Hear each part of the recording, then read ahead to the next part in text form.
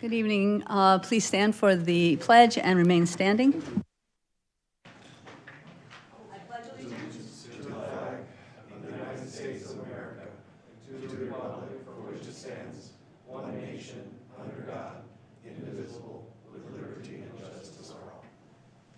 Thank you. Please remain standing for a moment of silence.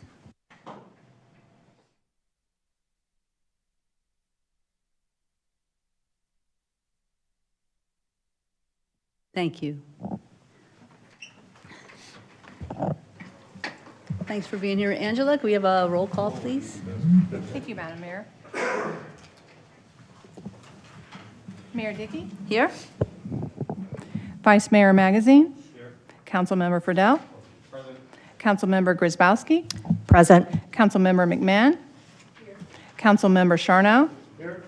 And Councilmember Spellage? Present. Thank you very much. Our first item, as always, is our reports by mayor, council members, and town manager. Grady? Mayor and council, I have no report for you tonight. Thank you. Thank you. Anyone? I see a red light. Go ahead. Go ahead. I had a couple of things, even though most of it was holiday related. My non-holiday related stuff is our government relations person hooked me up with a helicopter tour of the SRP watershed. Oh my God, that was so cool. It was beautiful. It was so beautiful up there. It was right after it rained. It was so beautiful. I almost forgot to listen to the guy talking about the watershed and the SRP stuff. But fortunately, Linda's great at answering questions, so I hit her up at the end of it because some of it I got a little distracted for.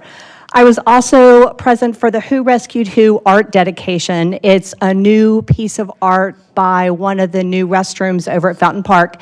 It's super lovely, so if you haven't had a chance to go by and look at it, if you're a pet lover at all, I think you'll definitely like it.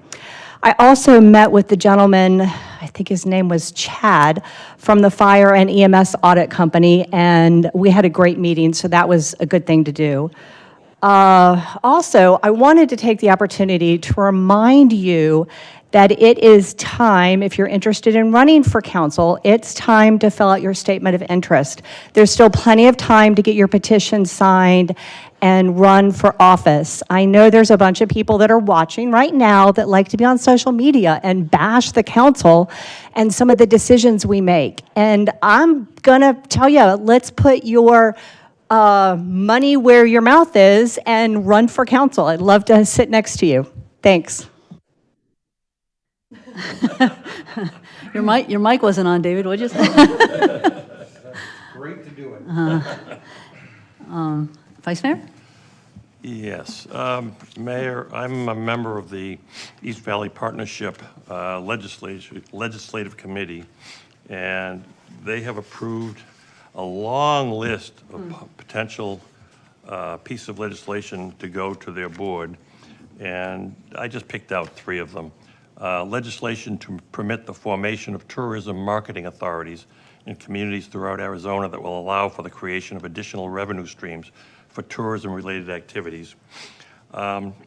Support Arizona city, towns, and counties' efforts to protect state-shared revenue streams and preserve local autonomy. Good luck. And finally, encourage state leaders to develop a comprehensive strategy to modernize funding sources to build, operate, and maintain transportation infrastructure. Those and probably 25 or 30 other pieces of legislation were unanimously approved by the committee to go forward to their board. Thank you, Vice Mayor. Well, Happy New Year, everyone. Welcome back. Glad to have you, and hope you all had a really good holiday season.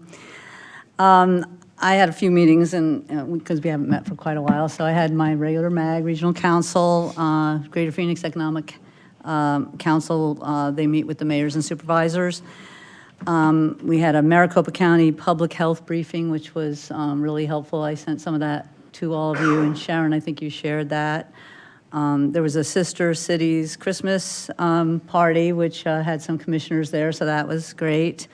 Went to the ribbon cutting for Qué Bueno for their 40th year, which is when I used to visit my parents, we went there every time. So it was really nice and brought back a lot of memories.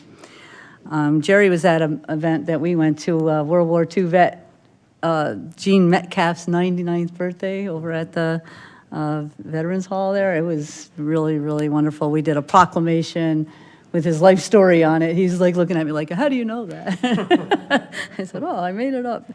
But it was really great. His whole family was there. I met too with the public safety folks and with Republic Services folks this time, and did a video with Bo. We keep Bo busy around here. The Fountain Hills is participating in an art walk this year with 8 cities. I think it's going to launch this week sometime. And last year we didn't get to do that, but it's pretty virtual kind of stuff. Everybody does it on their own, but Fountain Hills really should have a role in that, so I was real happy to do that. Our next item is scheduled public appearances and presentations, and I think we're going to hear from our Captain Kratzer.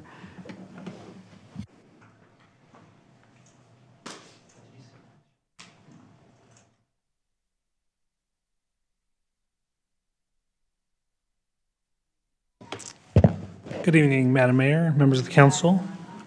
Yeah, a little cold still. Happy holidays, happy new year. Glad to be back. Was able to take a little time off and recharge the batteries. Hope all you were able to as well. I gave a council presentation a few weeks back, so there's not a lot to report since then. But I just want to talk about a little bit of some of the things that we've been doing or planning on doing over the next few weeks or months here. First off, a recap of the holiday law enforcement activity. We're thankful we didn't see too much of a spike in any sort of incidents or crimes. So we had several fireworks-related calls on New Year's Eve, which is typically a given. Some noise-related calls for gatherings, but nothing major. So that's good to report. We always worry about the holidays. You get a lot of unfortunate calls at times, but we didn't have any of those this year here in Fountain Hills, thankfully. One of the things people may see is a new vehicle that we have in our parking lot. It's a deputy service aid vehicle, so it's a white. All of our vehicles for our sworn deputies are black with yellow and gold lettering. The deputy service aid is a civilian position, so they're not a sworn peace officer. They're a civilian that can take accident reports or low-level criminal reports that are after the fact. So their vehicle, we just got a new vehicle. They'll be in a white pickup truck, and it's clearly marked Deputy Services Aid, so they won't be confused with the deputy sheriff. They help a lot on accidents. You'll see them on accidents a lot, taking reports, blocking traffic or waiting on tow trucks to free up the deputies so they can answer other calls for service on some of those things that take a lot of time for deputies and takes them off the road. So you may see that vehicle driving around, but it's not a vehicle that will stop any vehicles or take any enforcement action. One of the things we've seen over the last couple months is just an increase in traffic accidents in town. So looking at the data on the accidents and the reports, most of them seem to be due to inattention, some to speed. Speed's hard to prove unless the person admits to it, unless it's a serious accident and there's traffic skid that's down that we can measure. But most of the accidents we're seeing and the increase in accidents are related to driver distraction. So over the next few weeks and months, we're stepping up with some of our traffic enforcement. We're bringing in some additional personnel on grant money that the state gives us so that it won't hurt the budget of the town or cause an increase to the town budget for us bringing in some added resources to conduct some added enforcement. I know today they focused quite a bit on Shea and Palisades. I know we get a lot of complaints there for the no right turn on red, so they were pretty active at that intersection today, conducting some stops and issuing some citations there. But we'll be focusing on some, obviously the safety corridors, but also some other areas in town, looking, trying to bring down the speeds of drivers, and obviously cut down on things that cell phone use while driving, those things that contribute to accidents. And then just trying to be responsive to residents' concerns of speed in their neighborhood. So we get a lot of emails or calls and I know town manager does too, and a lot of you do as well. Most of the time that's forwarded to town personnel and MCSO. And we work really well with the town staff to put speed trailers out there to record speed measurements to see what time of day the speeds are occurring at. And if there is a speed problem, a lot of times we'll see that someone perceives there being a speed issue. And when we get the speed data back, it might be a little bit over the speed limit, but for the most part, it's not anything of too high over the limit. So we try to base our priority based on that data on where we see the highest speeds. And then the next presentation I'll do, whether it might be if it's towards the end of February, early March, I'll try to do the end of the year stat recap for 2020, just to go over like we did last year of what our stats look like for the year in terms of violent crimes and property crimes and person crimes. So we'll have that to look forward to in the maybe in the next month and a half when the data becomes available to us. That's all I have for my presentation. If there's any questions or comments. Vice Mayor? Sorry. Go ahead. Captain, what's that speed zone called? I can never remember the name of it. The safety corridor. Safety corridor. Do you have any stats on numbers of tickets and warnings we've given out? I don't have them on hand. I can put that together when I do the annual recap, and we can recap what those numbers look like in those areas. I'd like to see that. Okay. And let me turn to Grady just for a second. Grady, we have one speed trailer. How expensive are they? Do we know? I believe they're under 30,000, and I believe we've talked about getting a second one, correct? Is there a supplement for next year? Did we do one? We do, sir. We have funding for that.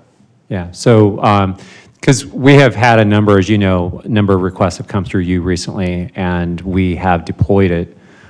So I believe we have another one requested for next year, because there's times when one has to be repaired, or we're getting requests in different areas of the town. It's more efficient if we can have two. Yeah, it'd be even more efficient if we had four. What's the name of that quarterly newsletter we send out? I can never remember. Fountain Hills Insider. What is it? Fountain Hills Insider. I'm only on the council. I'm only on the council. How would I know? I think we ought to consider having some kind of a report on two things.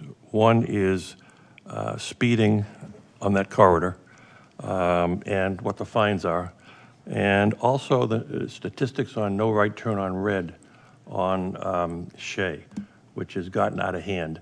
And put something in that newsletter that indicates what the fine is or something like that. Just Good point. We've had the pedestrian and traffic committee has talked about the very same things you just mentioned. And in fact, we're looking into raising those fines for the safety corridor as well. So, and that would be a good deterrent to put something like that in the newsletter. We agree. absolutely, and maybe we could even get it in the Times. Yes, absolutely. Thank you.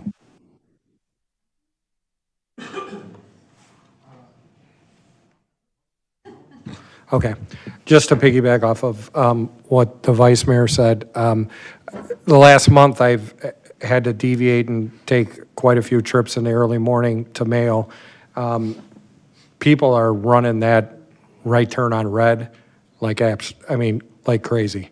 So I know that's a very hard area to enforce, because where are you going to put the car? Somebody's going to see the car. But if you could come up with, Cap, some effective strategy of maybe somebody who would watch and another person would write or whatever, that's what we used to do. But it's so prolific. I mean, it's unbelievable. Somebody gave me the double finger salute the other day. Thank God my wife reminded me I was on the council, because there was a good chance somebody would have got removed from the car. But anyways, so it's just really, from what I see, to be a huge problem. A lot of out-of-state plates. So, and if you could keep a number of how many of those, and I agree with the vice mayor that if we maybe hammer that for a little while and then it gets publicized, and I don't know what the fine is, but if we could do that, maybe that would slow it down a little bit, because it's crazy from just what I see. Yeah, thank you for those comments, and we understand that, and we try to find a balance of requests that come in for speed enforcement and then the traffic safety corridors, and then also looking at the traffic collision data at the area. And we don't have too many accidents at that location, which is kind of surprising for the number of people that do make that right turn on red, but we did have one this past week that was a person making a right turn on red there. So, and I know we've spoken, and that's been communicated to us that that is a big issue. We've heard plenty of complaints. So we're trying to step up that enforcement, and we'll have some reportable stats on that. So much, I appreciate that. It's kind of been the topic of the month with us, speeding and that intersection at our committee. But the fines and all of those things are, and the public education aspect of it is really important. Since I used to always take Palisades out, but now I take Fountain Hills Boulevard, and so I'm on the other end of going towards and having people come right in front of you. So it truly is a, and I'm going the speed limit. It truly is a very, very dangerous, we looked at this when people were like, why do you have that? And it just keeps coming back the same answer. It's not safe. You cannot turn right on red there. So we really appreciate that a lot and look forward to the report about that and everything else in February or March. All right? Thank you. Our next item is call to the public. Do we have any speaker cards? No, we do not. Thank you, Angela. We have our consent items. We only have one on there, so could I get a motion, please? All in favor, please say aye. Aye. Aye, thank you. Our first item is about approving an amendment to the agreement we have with Fuller Hydrology. Grady?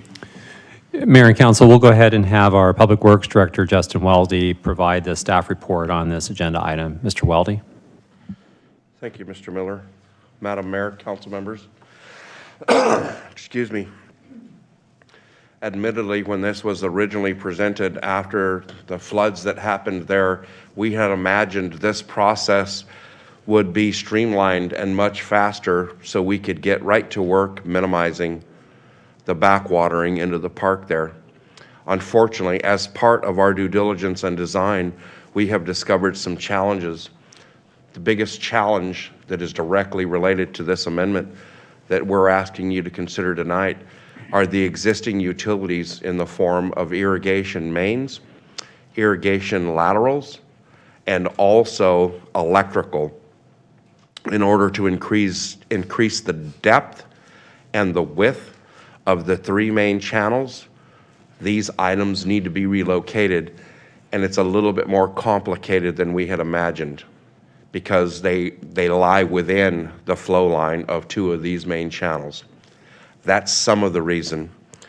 Some of the other reason for the increased cost is as a result of the necessity to increase the depth and the width of these channels.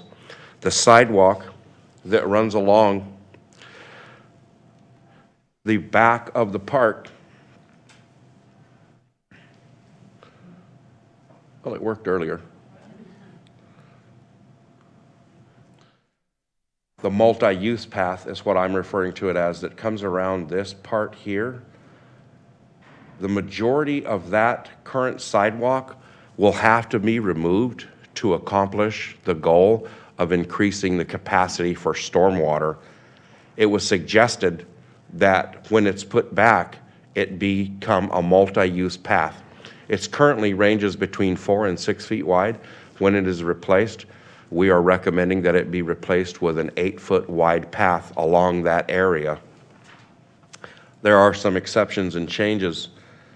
In this area right here, which is near the volleyball court, near the end of the dam, this area right here becomes inundated with flood water, and then after storm events is left with a considerable amount of debris.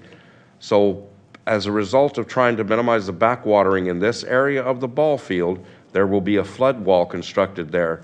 So the sidewalk will be rerouted and then tie back up into this system here, which then will tie to all the other amenities in this area, eliminating this low flow crossing. And this portion right here would simply become available for maintenance. There wouldn't be a sidewalk there, there would be a maintenance driveway there.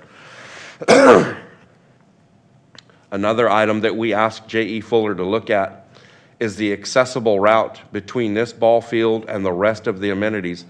Currently, there is a low-flow crossing that crosses this wash right here. During and after storm events, that is impassable due to the debris that remains there.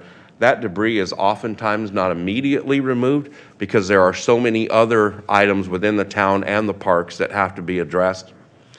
Lastly, related to the accessibility, the other crossing is right here, and it's also a low-flow crossing, and oftentimes becomes inundated with water and debris, and it lasts for a considerable amount of time for the cleanup. What we've asked J.E. Fuller to look at is the possibility of adding an accessible pedestrian bridge right here. And we're not discussing a huge bridge that's 15 or 20 feet wide. We're probably talking about an 8-foot wide bridge that will just be used for pedestrians. Without that bridge, and the intent here is to make the amenity available for all. Currently, if someone has a youngster playing in this ball field during one of the tournaments and then their other one is playing here, if they have physical challenges, they have to risk crossing either one of these non-accessible routes or get in their vehicle and drive back around to the other parking lot. The intent is to make this an accessible route and usable by all, and at the same time, and the bridge again is a consideration, not a guarantee, depending on the cost and the feasibility, is to connect it and make it accessible for everybody. Lastly, we have electrical, and I discussed this earlier, we have electrical and water that run right in here in this area. Unfortunately, when that was installed, the channels were very narrow and very shallow and simply not built for the capacity that is needed. We are also facing that challenge around this area here and in this area here. Each one of those are a series of valves, boxes, and sprinkler mains and laterals that need to be relocated as part of this. Again, when we initially began this process and we took all of the as-built and we shared that with the contractor and the consultants, we believed to the best of our knowledge that it was relatively accurate. We now know that they are not. They're relatively accurate, but they are missing a considerable amount of key components. With that, I will answer any additional questions to the best of my ability. Good evening, how are you doing? Madam Mayor, I'm well. Council member, how are you? Fine, thank you. So you're saying that the sidewalk has to be replaced anyway?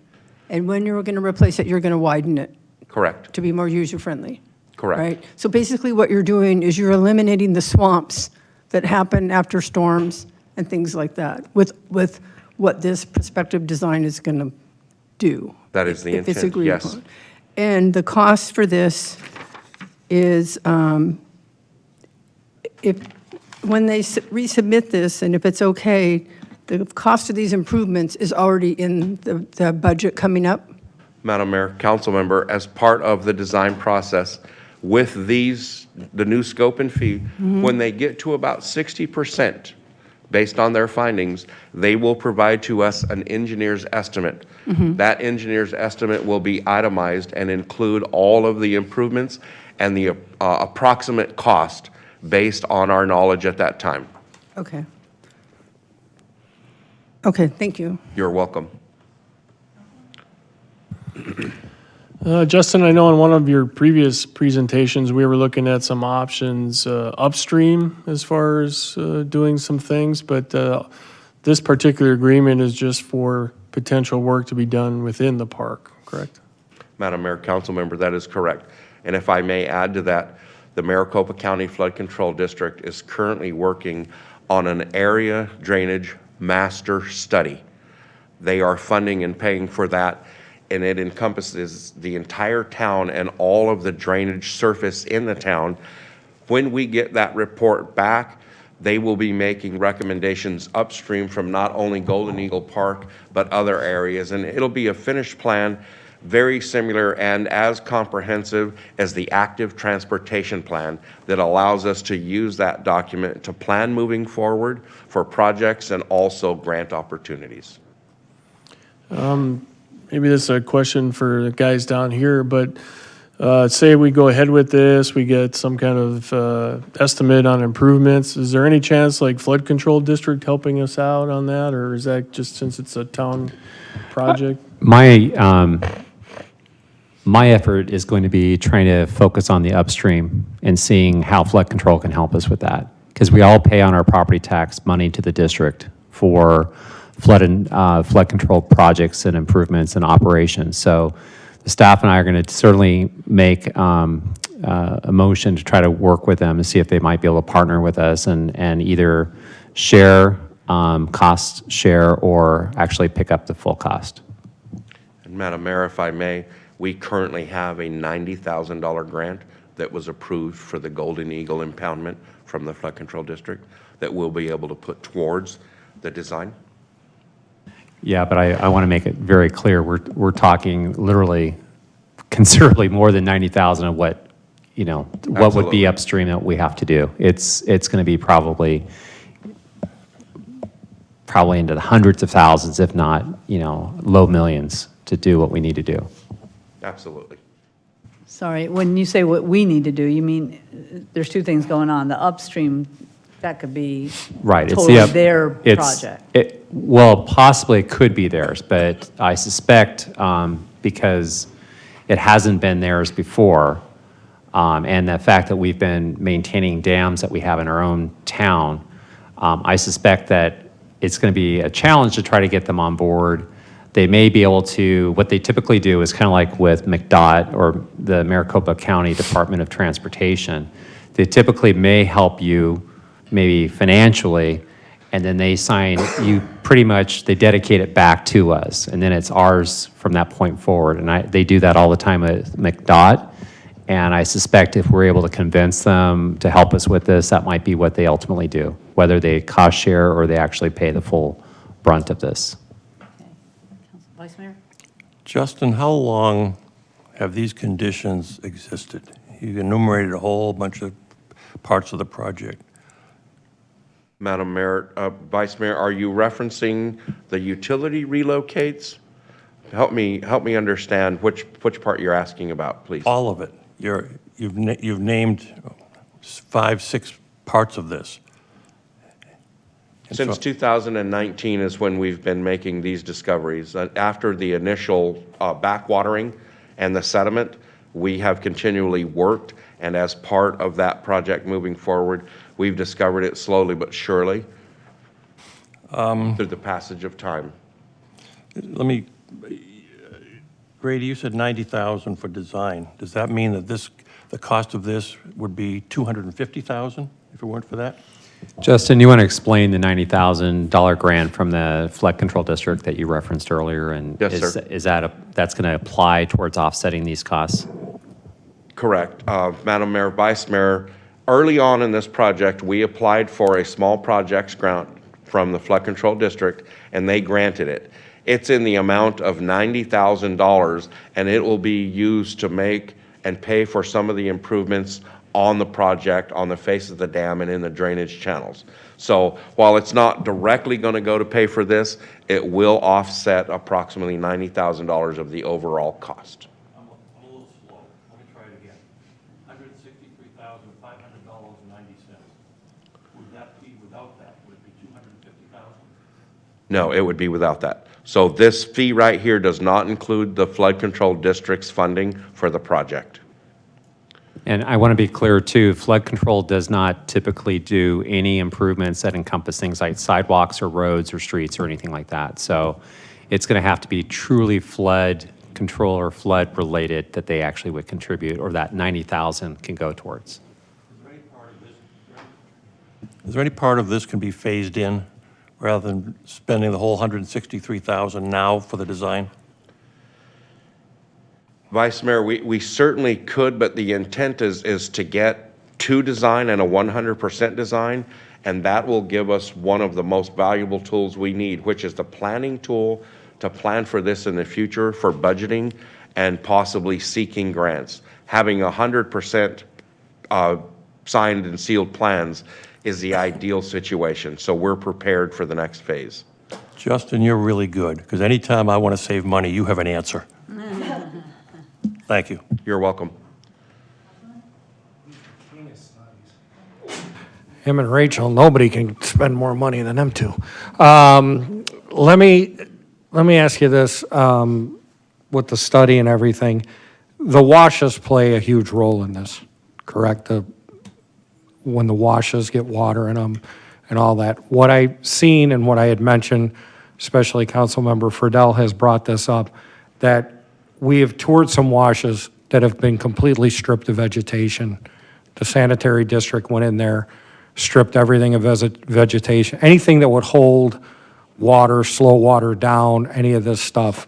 Are we addressing any of the things? I mean, if it's separate from this agreement, I understand, but the big picture is that the washes that I personally have walked, the sanitary district has completely tore up and did work in them, and there's nothing that I can see, and I'm no engineer, but what I can see is that when it rains, Justin, and we have significant amounts of rain, without that vegetation, without things slowing this water down and all this and keeping sediment, it's just going to exacerbate the problem. Madam Mayor, Council Member, separate from this agreement, and this agreement does include some of the sanitary district because they have facilities in this area, so we are working with them.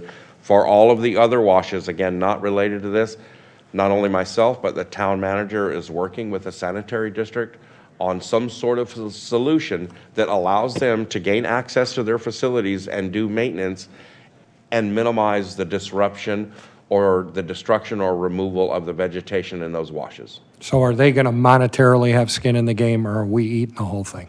They do have skin in the game. Glad to hear that. And I just want to also mention, and I think this came up when we had a related item on this discussion, and that is we found that with the monsoon season that we had last year, that we had some really some horrible sections of the washes, Ashbrook Wash in particular, where we just had huge amounts of earth that were removed from the back of people's homes. Also, this wash here that upstream, we are aware of, there's exposed water lines and there's a drop structure. The idea of a drop structure is it slows down the water so that it doesn't have the force that it has. And that drop structure has literally dropped. It didn't do what it was supposed to do. As Mr. Weldy explained, with the flood control district doing this flood master plan study for our community, Black and Veatch, I believe, is the engineering firm. It's the same firm that did the evaluation of Fountain Park and the lake. They're really renowned, and my opinion is we're going to have significant investment where we have gabions. That's where you have like the mesh that holds back the rocks to keep the erosion from happening, because these rain events are just something we've never seen in our short lifetime here in town. So we're going to have to do what we can to shore that up. We've done a great job of working with the federal government on trying to get some of our areas out of the flood plains, and we've been able to save a lot of our residents money. But I'm really getting concerned with some of these washes and the fact that they're eroding away, and there's going to be some potential property damage, private property damage. So we're going to need to really deal with this. This is probably the biggest single issue from a capital standpoint that the town has in the next 5 to 10 years. So in other words, then, with this particular design, what they're doing is going to really affect, is it really going to affect that? So in essence, this is really, really absolutely necessary to do? Or did I misunderstand? I believe it's necessary, but it's not really getting at the heart of the issue, Right. which is upstream where we're having the water come from. However, these are some issues that have to be fixed. We have electrical that is right in our own floodplain.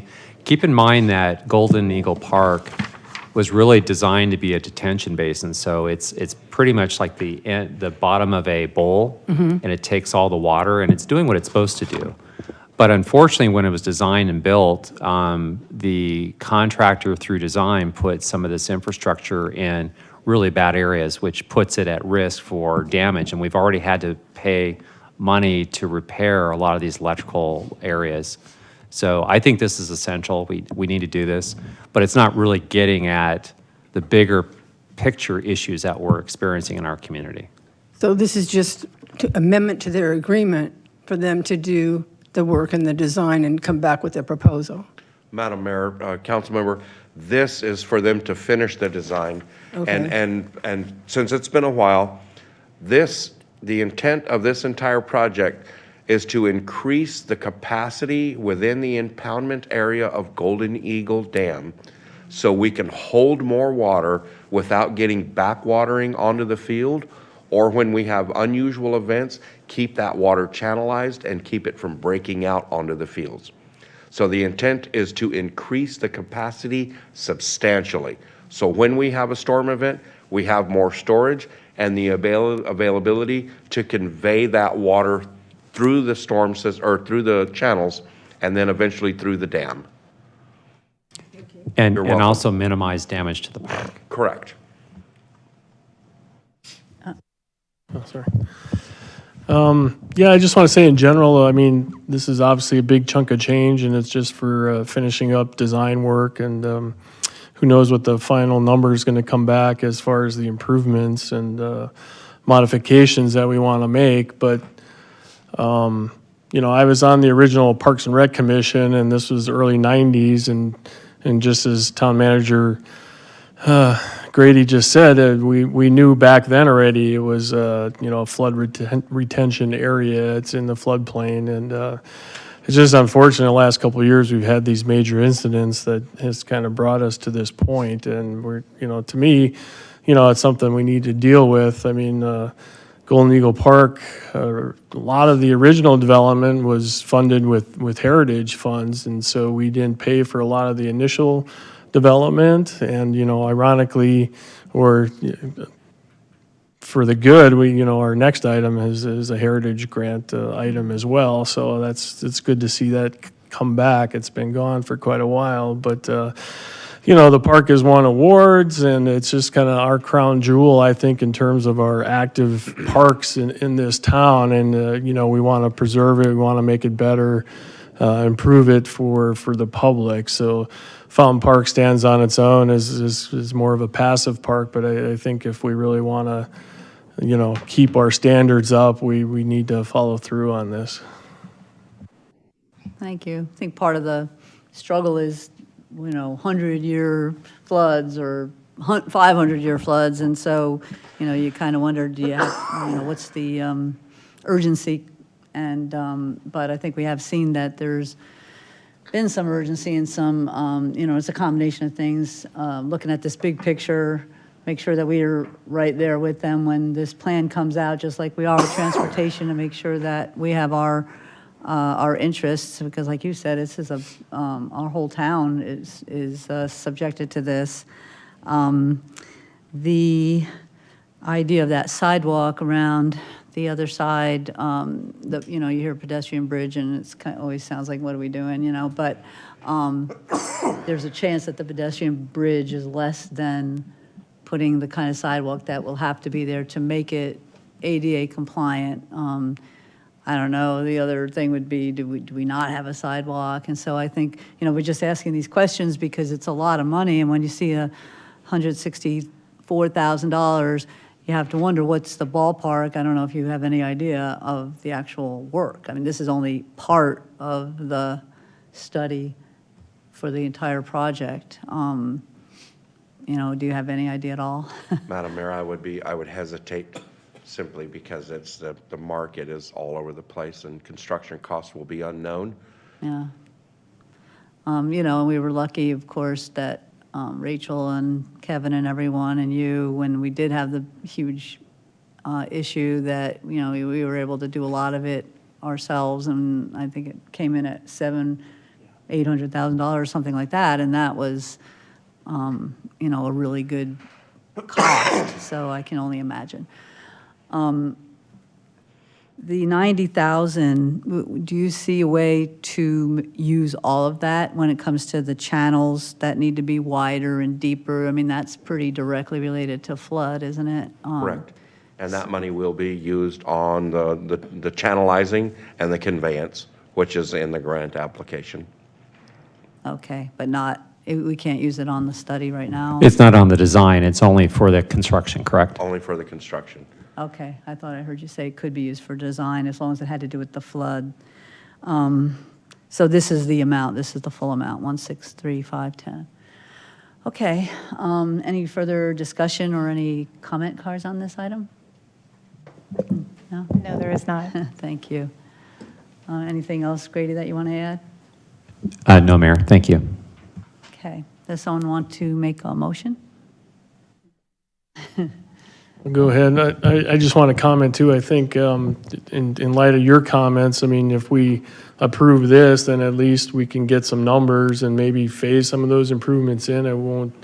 It doesn't have to be a big chunk of change right up front. I mean, we don't know until we get the results, you know. True.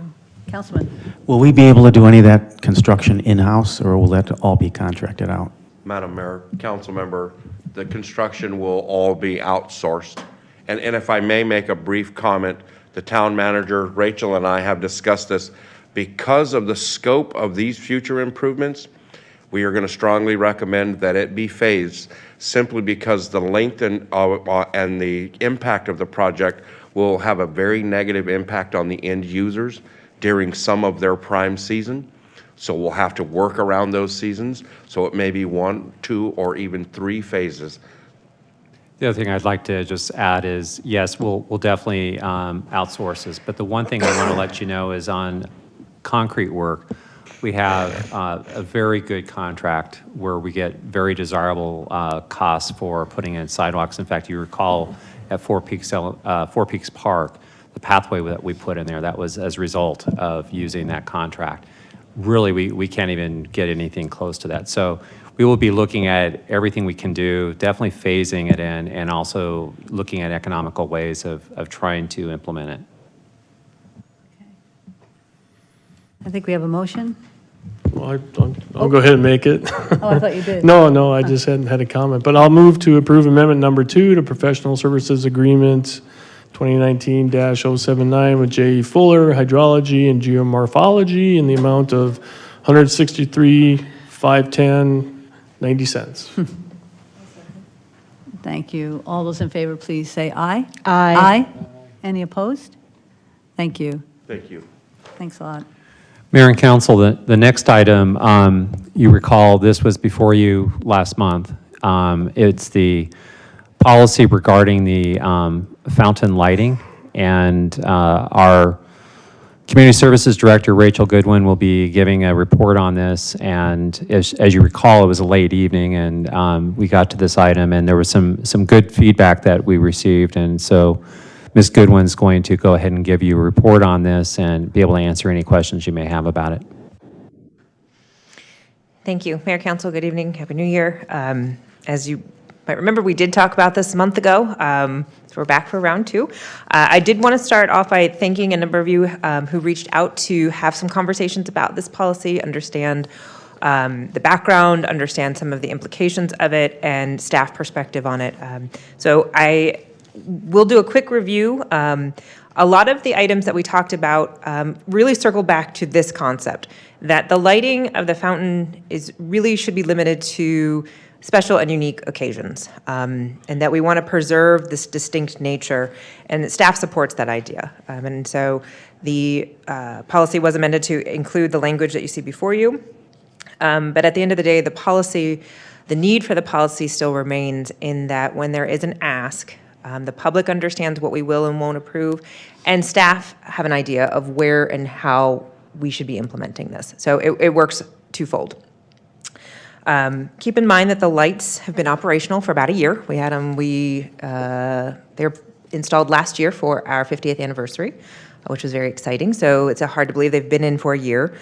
So we've been navigating this process for the last year. We've kind of been living through it to see how it works, and how we could embody the right policy for this feature. And then the last idea here is that once the policy is finalized and adopted, whether it's tonight or down at a future council meeting, it's still a document that can be amended should circumstances change. One such circumstance is that right now the process is manual. We have to go down to the pump house to implement the codes in order to make the colors change. We know this. If and when we get to a point where we can make that automated, or we can have that done through the cloud services, that's a game changer, and we can revisit this policy at that point. Additionally, if something unanticipated comes out of this and we find a loophole or we find some other unintended consequences, we can certainly amend this policy. It's not written in stone. So I just wanted to kind of keep that out there as well. With that said, the suggested policy remains mostly the same in that, we want to maintain the integrity and the specialness of it, and really limit the use of the fountain for annual holidays and observances. One question I did receive was, well, what's a holiday? There's a holiday every day. There's National Donut Day. There's, all kinds of holidays. Well, while as much as I like National Donut Day as much as the next girl, it's really more the commonly recognized holidays. As an example, we would not use the colors for, let's say, upcoming President's Day. That's not necessarily a holiday that has a high celebration rate. A lot of us enjoy a day off, but outside of that, there's not a lot of things going on. In addition, we generally don't celebrate Labor Day as a holiday, so we would not utilize the fountain in that capacity. It would be, again, more of those commonly recognized ones. So appropriate color choices would be used. The concept here is when we use them, we would use the appropriate color. On St. Patrick's Day, which, as an aside, starting today, that would be the next event. That's not until mid-March. So we aren't talking about utilizing the fountain in this very large-scale way. If we went by what we know is coming down the pike, St. Patrick's Day would be the next one. We would use green. That would be the most appropriate color. New Year's Eve or New Year's weekend, we had a question. What color goes with New Year's? We said all colors. It's kind of a celebration. So that's when we utilized all of the different color capacities in the fountain. So again, we just kind of keep that in mind. One kind of common question that has come up is the idea of unique events and happenings. So in some instances, with the authorization of our town manager, we are recommending the opportunity to observe celebrations and happenings outside of a holiday calendar. And this has brought some questions, and I understand there's some back and forth in this specific area. The one consistent piece of this is that the idea of the fountain is a unifying piece of our community. It is a representation of our identity, of who we are, and it gives us the ability to show that camaraderie and that sort of support across our community. So one suggestion or one example we said was if, let's say, our basketball team wins state, that would be exciting for us as a community. We would want to turn the fountain blue to honor that. We wouldn't necessarily turn the fountain blue every home basketball game, but in those situations where it's warranted and called for and special and unique, and that's kind of the best way I can phrase that. It does, and we have had numerous comments that creates a slippery slope. That's really arbitrary, and it is, and that's not right. That's not wrong. We're hopeful that with the proper management and the proper checks and balances with our town manager, we can make sure that policy is used appropriately. One of the other areas that had a lot of conversation was about public requests. The concept of a public request needs to be very limited. I should probably have underlined very. The idea here, it is not for personal, private, or professional use. Those will not be approved, period. The idea of a public request. Rachel, if I can just, because this wasn't so clear last month. Yes, so please. I want to make it very clear.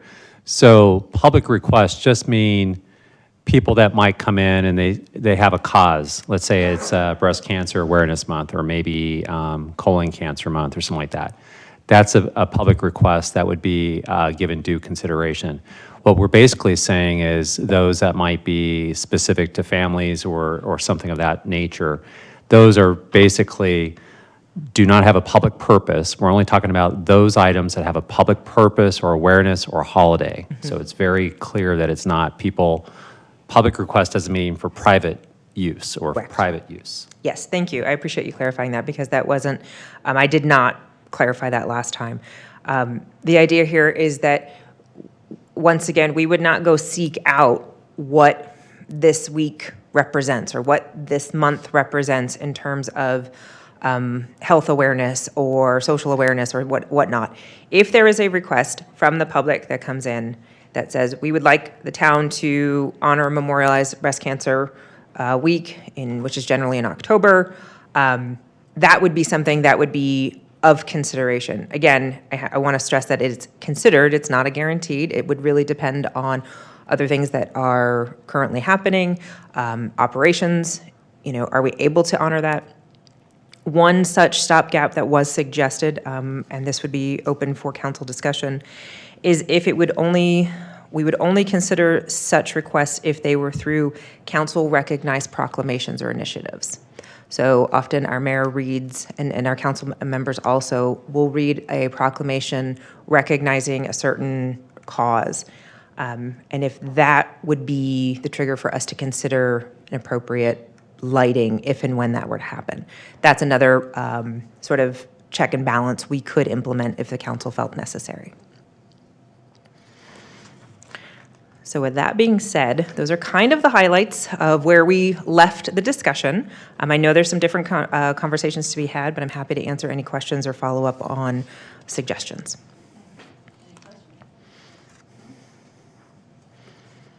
Do we have any cards on this? No, we do not. Thank you.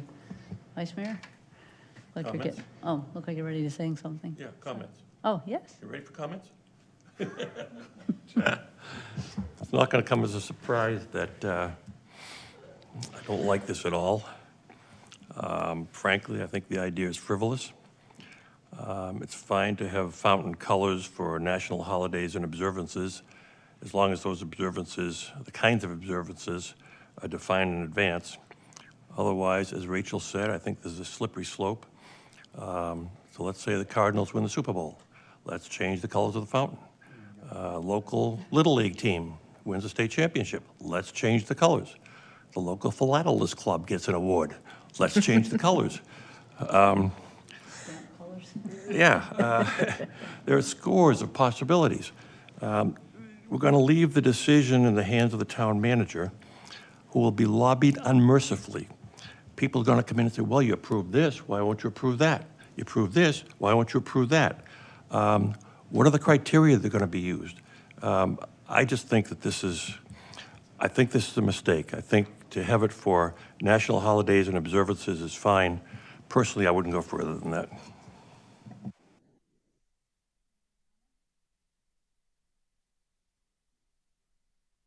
Another thing, if I may.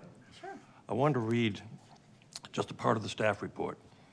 The fountain lights require manual programming, generally overseen by park staff.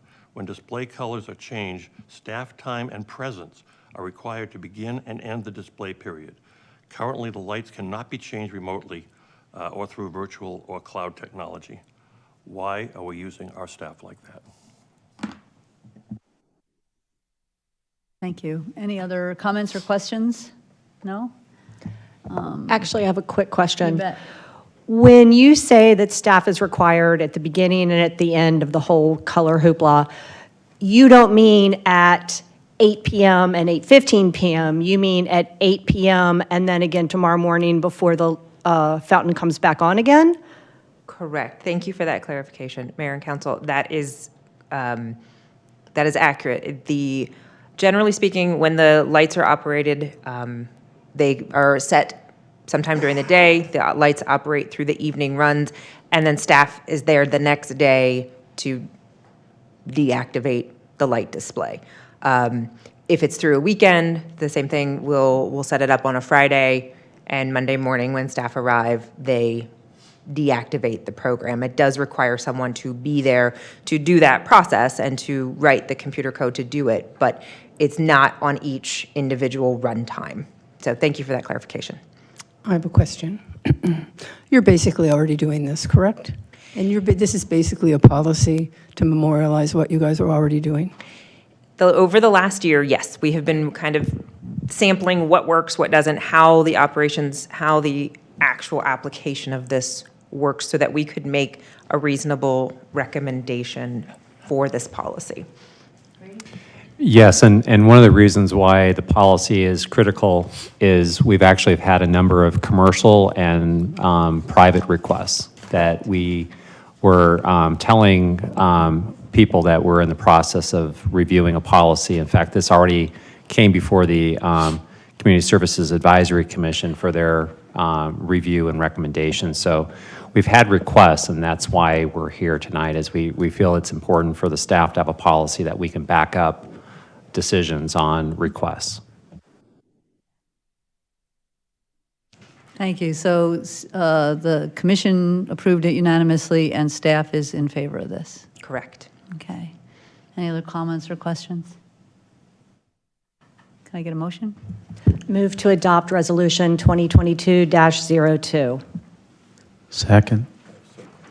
Do you want to amend the motion? You can amend it. Okay, amend. Okay, amend the motion. Probably won't get a second. Probably won't get a second, but I'll try.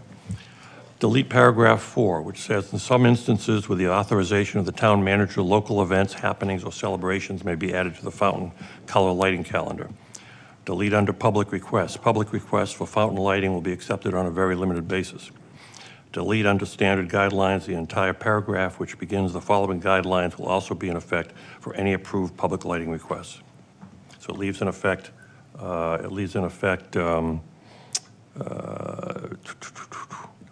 national holidays and so on. Okay, thank you. Is there a second? No second. So we're reverting back to the original. Okay.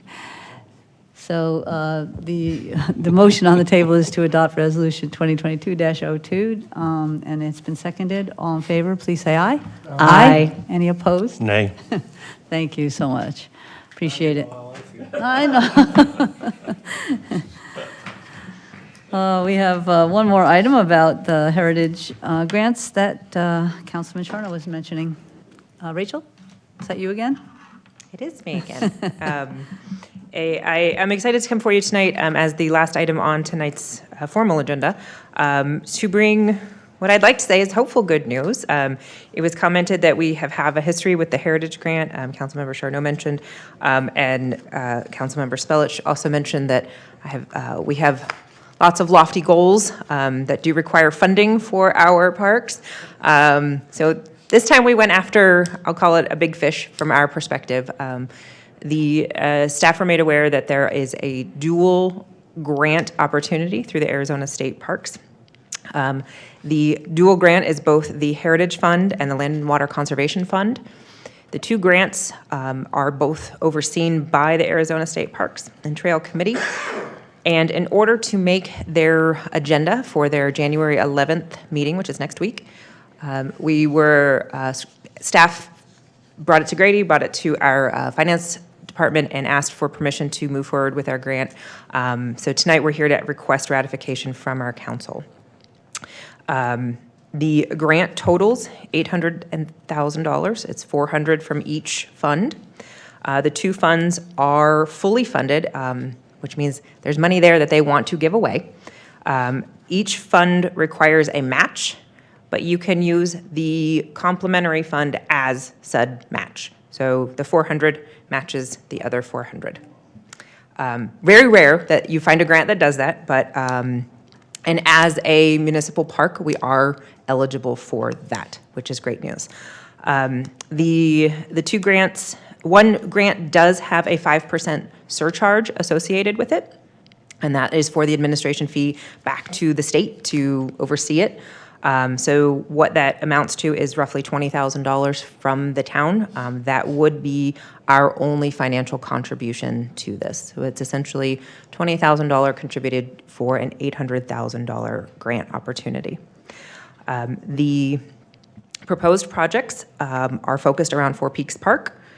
It would include the addition of a new restroom facility adjacent to the ball fields and the playground area. If you were familiar with the layout of the park when the school was operational, there was a restroom there. It was for the school. So there is a pad there that we would like to utilize in the existing infrastructure. So we'll be suggesting a restroom there. We would also be looking at adding 2 shaded picnic ramadas into the park, as well as water-conscious landscaping to help offset the impacts. We met with the grant staff to review and evaluate our eligibility for these projects and kind of pre-vet them. All of them were given the green light and have been endorsed by the grant staff. We have been officially notified today that we are on the agenda for next week, so we will hopefully be hearing shortly.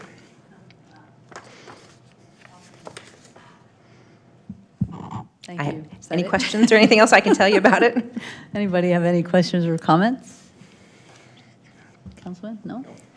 Any speaker cards? No. No, thank you. Well, thanks for all your work, obviously. We'll have to circle that date, and I'll give some good vibes. So the motion's on page 59. If someone would like to make it, please? Move to adopt Resolution 2022-01 to ratify a grant application previously submitted to the Arizona State Parks and Trails and authorize the grant acceptance and all steps necessary to implement if awarded. Second. Thank you. All those in favor, please say aye. Aye. Any opposed? Thank you. Thanks, you. Rachel. Council discussion, direction to town manager. Any items?